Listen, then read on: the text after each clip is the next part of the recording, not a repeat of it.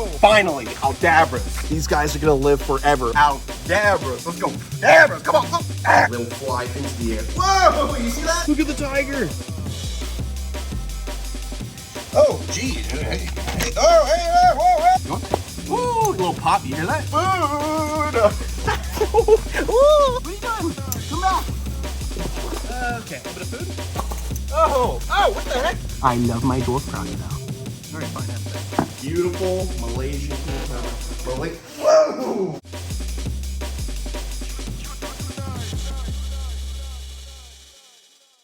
What is going on, my beautiful people? Welcome back to my wildlife. I'm cleaning some snake cages, and we got the Cape cobras right here, the beautiful African species of cobra. That's actually the most venomous cobra in Africa, drop for drop, almost or as venomous as a black mamba. Very highly potent neurotoxic venom that's so pretty. Look at these guys. They're actually in the process of shedding their skin, going from that milky look where they're all cloudy in the eyes to clearing out right before they shed. Look at this one. This one's so pretty. I love this one. This is my male, and he's deep in shed too, so he should be shedding soon, but he's still so pretty. Look at that sexy looking Cape cobra from Africa. They like to eat other snakes, birds, stuff like that. They like to eat lizards. Let's get you in there. And I just changed out their enclosure. We did a full clean on these guys. They were on cypress mulch, no float, and we just took it all out and put this horse bedding in. We're changing all of the bedding to this horse bedding because apparently there's a new mixture for no float, the cypress mulch, and Tyler Nolan just found out that that could be the reason that he's got this fungal infection on Rusty, the king cobra. So I think slowly we're gonna start changing out all the cypress mulch out of here and replacing it with horse bedding. I'm just waiting on a shipment to come this week, so then we're gonna change everything out. Locked and secure. Look at that beautiful looking Cape cobra. I love the cypress mulch. I've used it my whole life growing up, but the horse bedding looks great. The snakes pop on that too, so it's not a big deal. And it's easy to clean. The poop clumps up, you pick it up, you take it out. Nice, easy for spot cleaning. Speaking of spot cleaning, which is what we can't do on this enclosure, this is the little coastal taipan, and this one's just got poop everywhere, so we're gonna do a deep clean and take everything out of there. Just gotta unlock the enclosure. Third most venomous snake in the world. In Australia, it's the biggest venomous snake, getting around 10 feet long, and they have the longest fangs of any venomous reptile in Australia, even longer than the death adder, which is kind of like their version of a viper, even though it's the same family as elapids. Let me get my little baby hook. I'm back, I got my little baby hook. I don't drink muscle milk. Anyways, so let's see, right here, this is the female. She's a little bit smaller than the male. Look at that, that is a sexy, whoop, dangerous Australian elapid. These guys are so athletic. Look at that. Look at that beautiful white coffin-shaped head.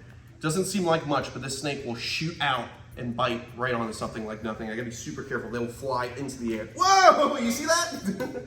Adios mio. Look at that. Beautiful coastal taipan, just a little baby. One day, it's gonna be around 9 to 10 feet long, thick as can be, and it's basically like the black mamba of Australia. Super athletic, super venomous. Got some spice and meatballs stuck to the leaves right here. I'll see you guys in a moment. I gotta do a nice deep clean where you take everything out of there. So I'll see you guys in a split. I lied, I still do splits, but these shorts aren't made for it. All right, we got the enclosure nice and clean. So we're gonna put this little coastal taipan right back where she belongs. Whoa, look at her, she's so crazy. One little nick on the finger from a snake like this, and you're gonna go unconscious literally within a minute or so. I've had friends been bitten by inland and coastal taipans, and both of the people that I know went unconscious within several minutes. One guy, like in a minute, from a coastal, so super dangerous. Look at that, super reactive snake. And they used to call these guys the killers of the cane fields, because in Australia, before anti-venom was created, people would just drop like flies. So they'd be working in cane fields, cutting grass, doing agricultural work. They get nipped by one of these snakes and they get a deadly dose of their venom, and there's no anti-venom, so people just drop like flies. Really interesting. And I'd like to go back to Australia and cover more about this. I was supposed to go back in July to help collect wild coastal taipans for the venom lab to create anti-venom, but unfortunately I had to reschedule because I have so many projects here that I have to catch up on. I want to get these 5 new croc lagoons done this summer, so we have big, beautiful lagoons for Miss Toothy, for Aries, for Chobi. I want all this to get finished. We're just waiting on the plumbing to get done so we can get all the water flowing, and then we can fence everything, and then before you know it, we're gonna be moving crocodiles like crazy this summer. I can't wait. Let's move the coastal taipan back to the rack over here with the other coastal and the Cape cobras. And we're gonna skip across and we're gonna go clean Big Tony, my Malaysian king cobra, because we fed him and now he's going taking shit everywhere. Let's clean Big Tony's enclosure. He's ready to go. I took his hide out the other day because I was doing some stuff. Whoa! Hey, Big Tony, what's the matter with you? I'm just coming over. It's your cousin Vinny. I just wanted to talk to you about your mother. You haven't spoken to your mother? You didn't come to Thanksgiving? Come on, Tony. Come on, Tony. Your mother misses you. All right, let's gently get him by his midsection with the hook. Whoa, he is so freaking big right now. Holy smokes, he's so heavy. I feel like I'm on Kevin again. Look at this. Beautiful whoa! Beautiful Malaysian. Woo! Look at that. He is all over the place. Beautiful. Whoa! Beautiful Malaysian king cobra. How cool is he? He's a little bit irritated. So let's get him right into the horn receptacle. Nice and easy. Look at him. He is he's coming. Nice and easy, buddy. Look at him. He is very cranky today. Beautiful Malaysian king cobra. Whoa! Just because I handle these snakes a certain way doesn't mean they're chill. They'll still bite you. You gotta be real careful. Look at that. Big, beautiful Malaysian king cobra. He's like, I'm not messing around today. I still got some Hershey squirts that gotta get out of me, and I don't like the way you're holding me. So that's probably why he's a little crankier than usual. All right, I'm gonna clean his enclosure, put his hide back, and I'll see you guys momentarily. Nope. All right, so just finished cleaning up the enclosure. We'll probably end up replacing this enclosure's bedding with horse bedding later. I just have to wait on this delivery to my local place.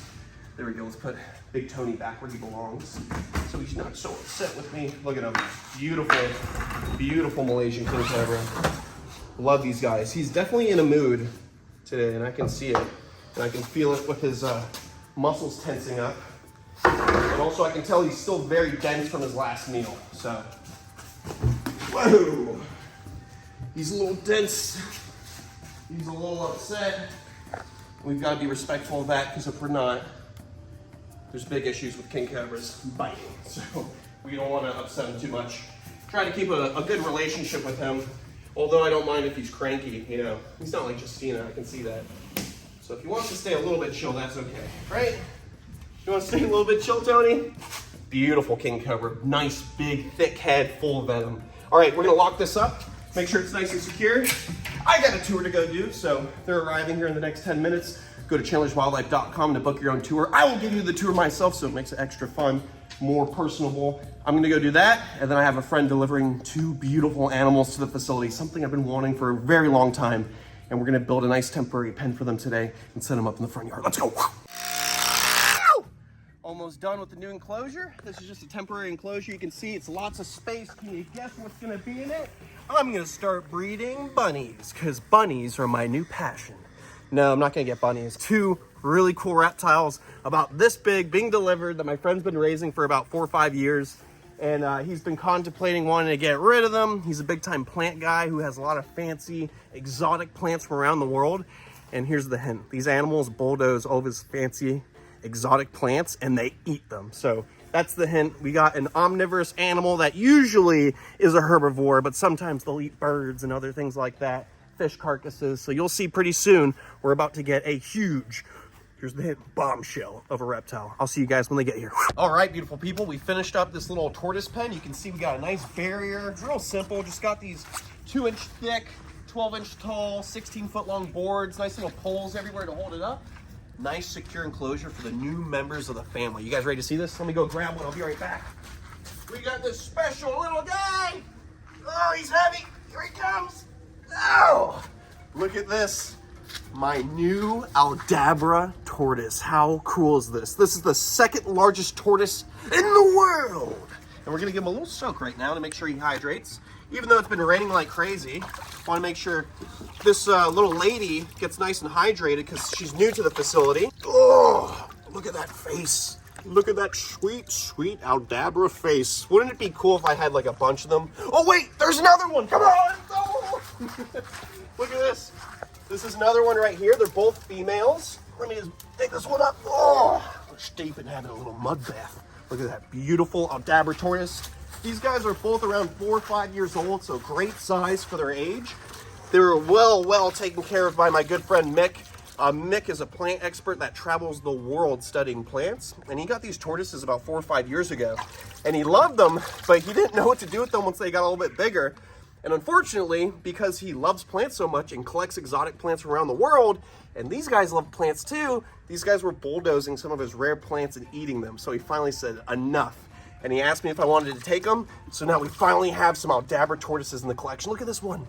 So cool. They said the one with the red dot on the shell is actually the friendliest, so I can actually scratch this one on the head and hang out. Where's your little baby? So huge shout out to my buddy Mick for donating his babies to the facility. These are 2 females, so they'll still get pretty big, even though the males tend to get bigger than the females do. But these guys are the 2nd largest tortoises in the world. Literally, these guys can get over 600 pounds out in the wild. 2nd largest tortoise in the world, right behind the Galapagos tortoise. But there was an individual in captivity that weighed over 900 pounds, so almost 1,000-pound tortoise. The Galapagos tortoise can get upwards to 900 plus pounds, so nearly 1,000 pounds as well. So they're pretty neck and neck when it comes to their sizes, but they are the largest tortoises out there on the planet. Big difference between these guys and the Galapagos tortoise is the Galapagos tortoise is from South America off the coast on the Galapagos Islands, whereas these guys come from the Seychelles Islands off the coast of Africa. And what's really cool about these guys is that they've been known to float out into the ocean to find new islands. So they've actually found tortoises like this size and bigger floating in the ocean, and floating out there for so long that barnacles have formed all over their legs. And you can actually Google photos of these tortoises with barnacles growing on them from being out in the ocean for so long. Incredible animals.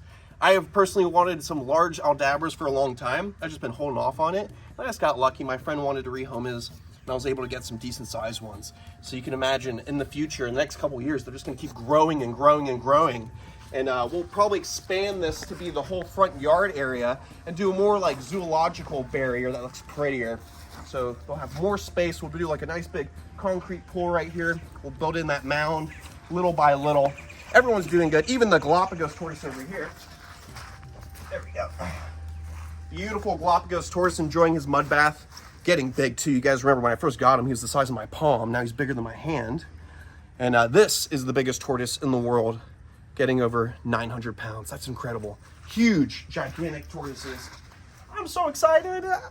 Finally, Aldabras. Aldabras. Let's go. Aldabras, come on. So I'm not sure about the names yet, but comment below what you think of these names I've already thought of.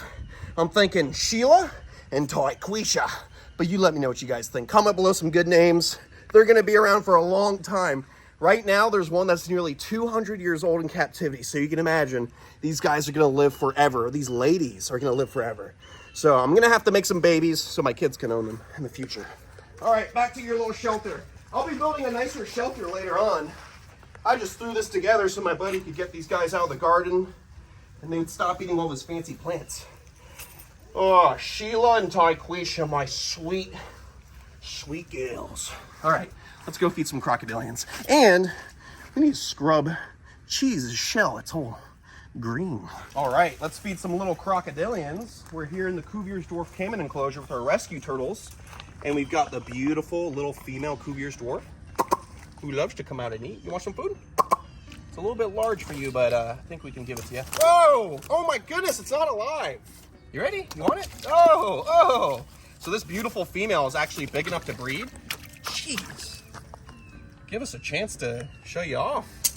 So anyways, she's about big enough to breed, and she's in here with this big male Cuvier's dwarf Caiman named Fred, after our late great friend Fred. Let me grab you. Look at this big, beautiful Argentine side neck turtle, also known as the toadhead. If you guys don't remember these guys, these were sent to me from Rod Predatory Fins. I got 4 of them, one male with a bunch of females, and they're from Argentina, but they came from China in a pet market. So basically what had happened is Rod and Fisheye over at Predatory Fins got these guys thinking they'd be a good investment to breed them and sell the babies. It turns out that they bought these guys, and the night that they bought them, the pet market they came from burned down to the ground. So they unintentionally rescued these turtles. And then when they got back to America, they realized that they weren't a real big money maker. They didn't really have the space for the turtles. So they actually donated them to me. So it worked out for me great. Got these big, beautiful turtles. Big thank you to Predatory Fins, Rod, and Fisheye. Thank you so much. Look how beautiful these turtles are. Oh, look at you. Hello. You almost done with that? I have more if you want some more. I'm gonna try to take it from you. I'm gonna take it from you. There she goes. And her boyfriend's in here, so we'll take some more quail. Shout out to Cold Blooded Cafe. It's where I get all my feeders. They hook me up. Throw some in there. The turtles will tear at that. The male will start eating that up too. And we're gonna go feed the little baby American crocs. We're gonna go feed Guapo, see if we can get some good action with Guapo. Ooh, that was a turtle that just took that. You see that? Look at the female, she's going crazy right now, doing a little head thrash, she's trying to knock that food down her throat. All right, let's go feed the little American crocodiles. All right, let's feed the American crocs. We got this button quail right here, gram per gram more protein than your typical mouse or chick. You want some? There you go, a little bit of button quail for you. We've got 5 in this enclosure, and then we got 4 more in the back, which is a smaller enclosure. You like that? Beautiful, nice little meal for an American croc. You want some more? Want some more? Go easy on me. There you go. And these guys one day, they're gonna be over 15 feet long potentially. They're just little foot-long crocodiles right now. Oh, don't be shy, come here. Got my little broad snout Caiman right here. Little Caiman laterostris.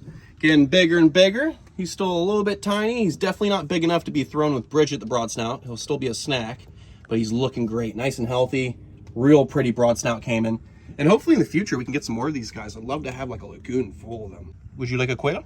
There you go. Nearly got my finger. Good job. Here we have the slightly smaller American crocs and also a West African in here. You guys hungry? Some more button quail for these guys so they can eat up. Oh, gee. Hey, hey. Oh, hey, whoa, whoa. Hey, hey, go for the food. There's food everywhere. Just eat the food. You guys are crazy. So these guys are doing good too. It's just they're slightly smaller than the other ones. We want to make sure they don't get bullied by the bigger American crocs. And nothing's going to help them grow more than button quail and nice fresh shrimp from the bait shop. You like that? Huh? You happy? Oh, he's coming for my finger. There we go. Nice meal without chewing on me. Love American crocs. Being a Florida boy, growing up around these guys, it's awesome to be able to have them here at the facility, let alone the fact that we have so many. All right, we're going to close this up, let them eat, and we're going to move on to something a little more exciting. And over here, we got the big, beautiful cat enclosure or croc monitor enclosure, whatever I'm going to end up using it for. A little update for you guys on the lion cubs. I was gonna go film a little clip over at my buddy's facility. They're both over there now. Beautiful 50+ acre facility, giant acre-sized lion enclosure. So I'm super happy for the cubs. I didn't want to split them up. Decided to send them both together at my buddy's place. But we'll be able to go visit them soon. So I'll give you guys a nice update pretty soon. But check it out. We got the new doors on the cat cage, or croc monitor cage, or bear cat cage, or dolphin unicorn, whatever. No, bear cat's a real animal. Unicorn bear is not. These are the beautiful little double doors we got in here. You still have to add the latches and the locks, but legit welded doors. This is the lockout area. There's a door that goes into here. We still have to add the real roof and the real roof on the enclosure, but we have a legit lockout door. There we go. So that's the lockout system. So if we have a cat, if we have maybe like a guinea pig, we can lure the guinea pig into this area and then we can shut it close so we can safely work inside the enclosure. So a legit cat enclosure, guinea pig enclosure. And and then we have the main enclosure, which we still have to secure the dig barrier. And then I'm gonna do more roof over here. I'm gonna do elevated platforms. I'm gonna get a little crazy with it. But I can put like a giant croc monitor in here. I'd like to raise a jaguar cub in here. That would be pretty cool.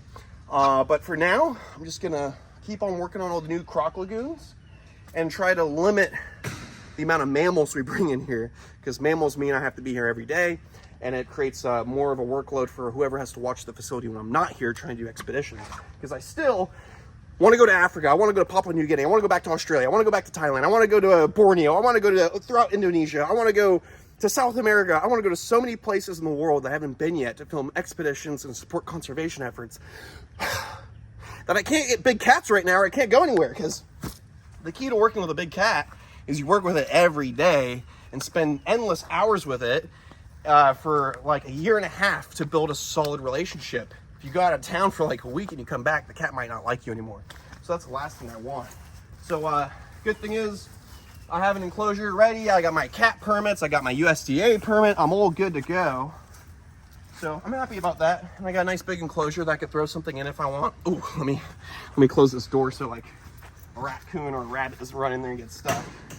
But look at that big, beautiful enclosure. We'll figure out what we're gonna do with it later. But I'm thinking jaguar cub in the next 3 years maybe, or 5 years, or 10 years, or something. I don't know. We'll see what happens. But beautiful, big, solid enclosure, basically done. Let's go feed some crocodilians. Let's go have some fun. Guapo! Guapo! Guapo! Come on, Guapo! Woo-hoo-hoo. Guapo's very excited to eat today. Let's see if we can feed him without getting bit. Because you guys know I've already been bit by a Cuban crocodile before, much larger than this, and I know a small one would definitely put a hurting on me. You want some food? You like that? Little button quail. Usually I feed them with something a little bit larger, but the other quail are really big. They're probably too big to swallow. You want that? You want that? Ooh, a little pop. You hear that? See if you can jump. You want to jump? You want to jump? Oh, you want to jump? Guapo. Whoop. Guapo. Oh, a little bit of galloping. Guapo. Look how he gallops. I love that. Guapo. You're going after me. You're not really going after the food. Ooh, for some food. Oh, such a beautiful Cuban crocodile. There you go. Eat the quail. Don't eat me. Be a good boy. Look, more quail. I train him to do that, just like a dog. Just like your golden retriever. I put the food on his snout and I teach him not to eat it just yet. All right, I should be careful. I should have my crotch open right next to him. He's just gonna jump over and circumcise me twice. There we go. He's gonna be nice and calm. Very nice Cuban crocodile. Beautiful Cuban crocodile. He's gorgeous. Love this guy so much. And these guys are from Cuba, of course. They're only found in the Zapata Swamp and one island near the Zapata Swamp where these guys are thriving. Unfortunately, because of man-made canals that go from the coast inland, they've introduced American crocodiles to the Cuban crocodile, creating an unnatural hybrid. So that's why these guys are going extinct. Their genetic diversity is being lost in the wild. Guapo. He's losing his energy. He's just like, I'm tired. I don't feel like moving much now. Delicious little button quail, just a little snack, a little something yummy. There you go. Such a cool crocodile. I love him so much. And Guapo meaning he's a handsome man. That's his name. He's a handsome guy. Little snack for my boy. Beautiful Cuban croc. I wish I could pet him, but he'll probably just turn around and bite the crap out of me. You see how he like gallops around? How cool is that? You want this? Little snack. Little snack. Little snack. Little snack. There you go. One more. Uh-oh. Uh-oh. Uh-oh. You gonna chase me around? Guapo! Guapo! One more? Oh, you missed it. You missed it. Oh! Cranky little guy. I'll probably throw him one fair-sized meal real quick. And let's close the gate. He's a little crazy. All right, and we got one good-sized quail right here. He can rip this apart if he wants. Guapo, you want it? Guapo. You hungry? You hungry? Want to come up here for it? There you go. Good boy. So pretty in the sun. Oh, he could swallow that, no problem. Such a beautiful crocodilian. Love the Cuban crocodiles. Let's lock this up and secure it. And we're going to go feed Bridget, the broad-snouted Caiman, who's probably going to be nuttier than my Cuban. Bridget! Come on, Bridget. Come on, Bridget. Come on, Bridget. Come on, Bridget. She literally chased me the other day in this enclosure. It's so funny. You want some more? You want this? Oh, look. Come here. What are you doing? Come back. Okay. Dude, she's so funny. All right, we're going to go feed the dwarf crocodile, but Ziggy's right here ready to eat. You want some quail, Ziggy? Ziggy. Ziggy, look up. Look up, Ziggy. Okay, relax, Ziggy. Don't bite the fence. Nice and easy, nice and easy. Ready? There you go. Big, chunky quail to fill her belly up. Look how pretty she is. Such a sexy looking American crocodile. A glutton. A real woman right there. All right, let's go feed the dwarf crocodile. Watch out, we got a little puddle right here. I did that on purpose. It's to simulate their natural habitat in the Congo of Africa. A little bit of food. Oh, what the heck? Where are you going? You want some? Oh, give me a chance to make you run around, get some enrichment. She's just like, I'm gonna scoot past you real quick. Good thing is, she's not like the other crocodilian species that just want to truck you down and rip you to pieces. They just want to hide, the real shy crocodilians. These guys will live in holes in the ground, little mud puddles in the forest of Africa. You are such a good looking crocodile. Beautiful African dwarf crocodile. A species that gets eaten all the time out in the bush. People collect the heck out of them and they bring them to the meat markets tied up and they'll cook the crocodile whole like a fried chicken and serve it up. Unfortunately, but fortunately for her, she gets to live in this paradise with me. Oh, there you go.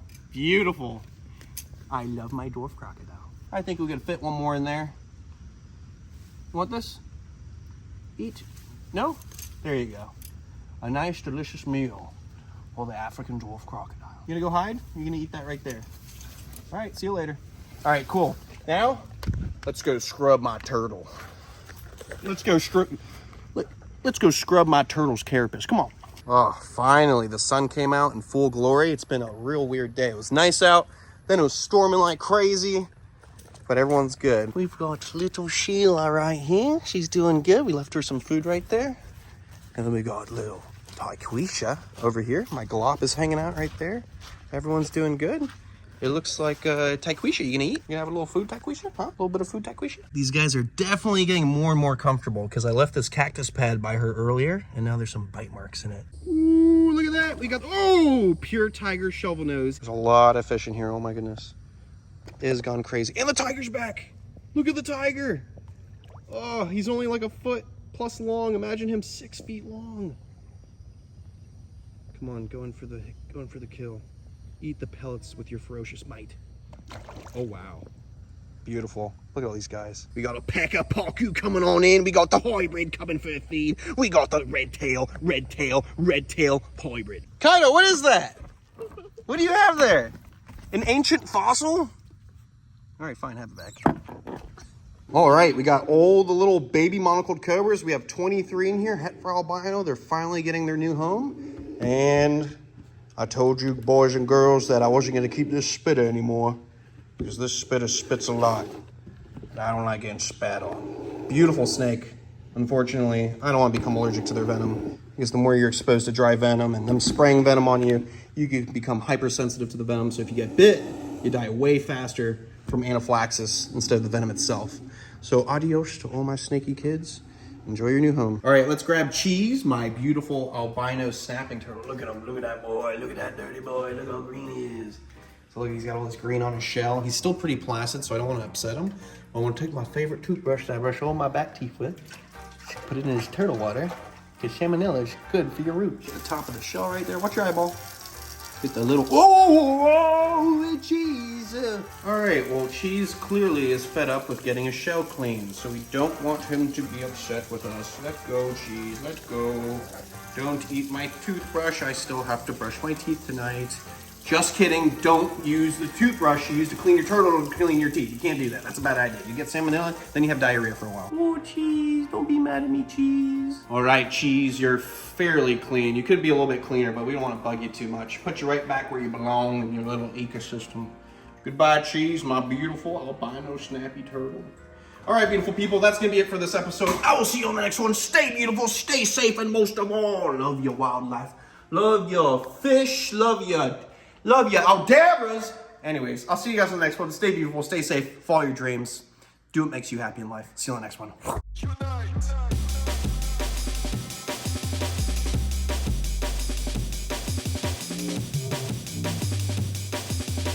Aldabras, let's go. Aldabras, come on.